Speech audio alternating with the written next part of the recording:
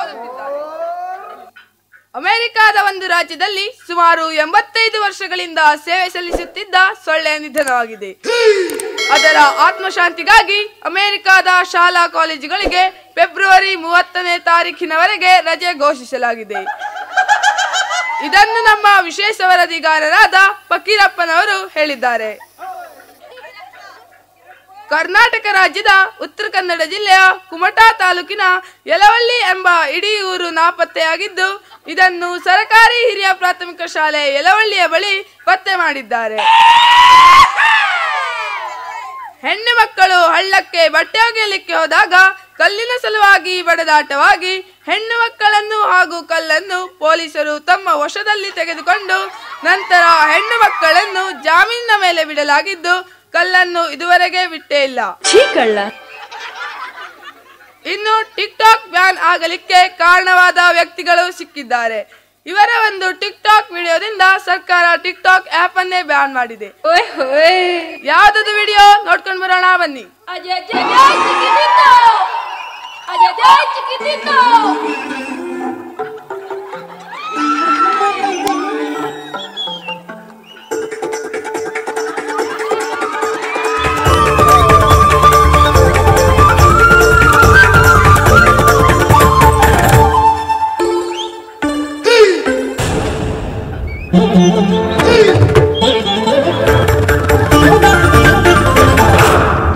ಯಾರ್ರೀ ಇವರೆಲ್ಲ?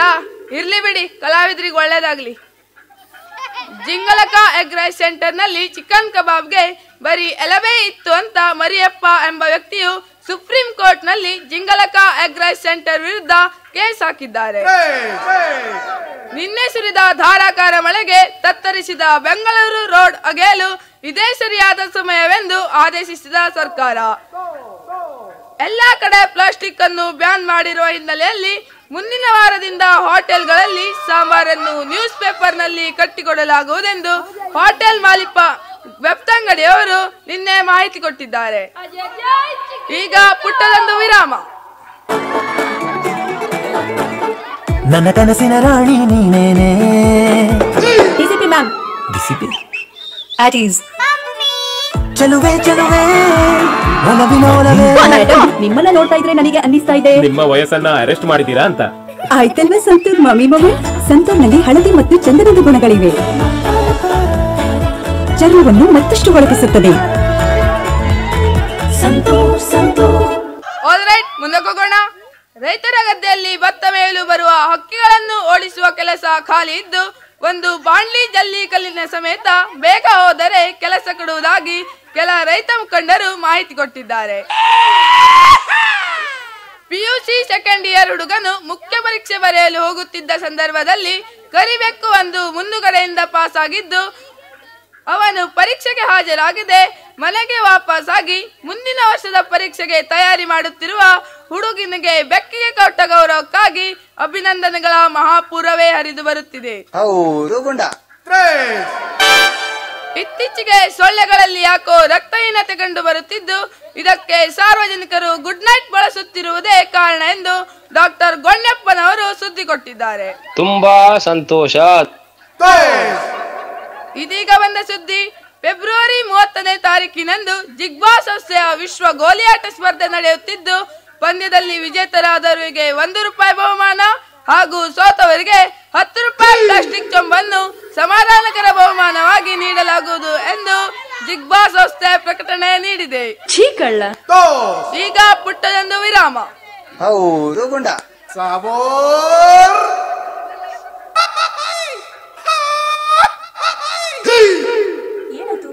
ಎಲ್ಲರೂ ನನ್ನನ್ನು ಕುಳ್ಳಿ ಕುಳ್ಳಿ ಅಂತ ಚುಡಾಯಿಸ್ತಾರೆ.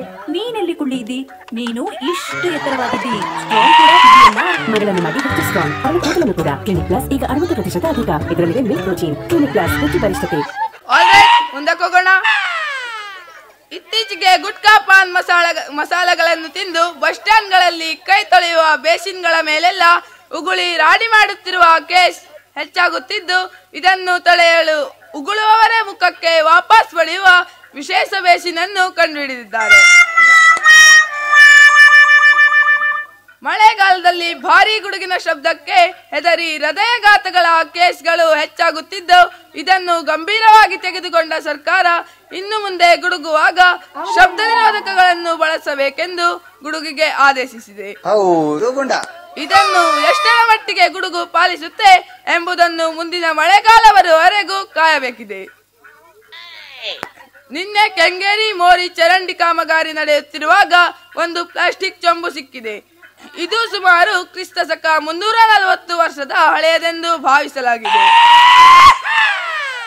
ಇದನ್ನು ಅಂದಿನ ರಾಜ ಮಹಾರಾಜರುಗಳು ಅವರ ದೈನಂದಿನ ಕಾರ್ಯಗಳಾದ 1 ಮತ್ತು 2 ಮಾಡಲು ಬಳಸುತ್ತಿದ್ದರು ಅಂತ ನಮಗೆ ಮಾಹಿತಿ ಇದೆ. ಹಂದಿಗಳು ತಮಗೆ ಗದ್ದೆಗಳಿಗೆ ಹೋಗುವ ಸಂದರ್ಭದಲ್ಲಿ ರಸ್ತೆ ದಾಟುವಾಗ ತಮಗೆ ಬೈಕ್ ಸವಾರರಿಂದ ತೊಂದರೆಯಾಗುತ್ತಿದ್ದು, ಹಾಗಾಗಿ ತಮಗೆ ತೂಗು ಸೇತುವೆಗಳನ್ನು ನಿರ್ಮಿಸಿಕೊಡಬೇಕಾಗಿ ಹಂದಿಗೋಲೆ ದರ್ಗಾ ಕ್ರಾಸ್ ಬಳಿ ತೀವ್ರವಾಗಿ ಪ್ರತಿಭಟಿಸಿದೆ. ತುಂಬಾ ಸಂತೋಷ. ಇಲ್ಲಿ ನಮ್ಮ ಸುಳ್ಳು ವಾರ್ತಾ ಪ್ರಸಾರ ಮುಕ್ತಾಯವಾಯಿತು. ಮುಂದಿನ ವಾರ್ತಾ ಪ್ರಸಾರ ಜನವರಿ 2026ಕ್ಕೆ. ನಮಸ್ಕಾರಗಳು. ತುಂಬಾ ಸಂತೋಷ.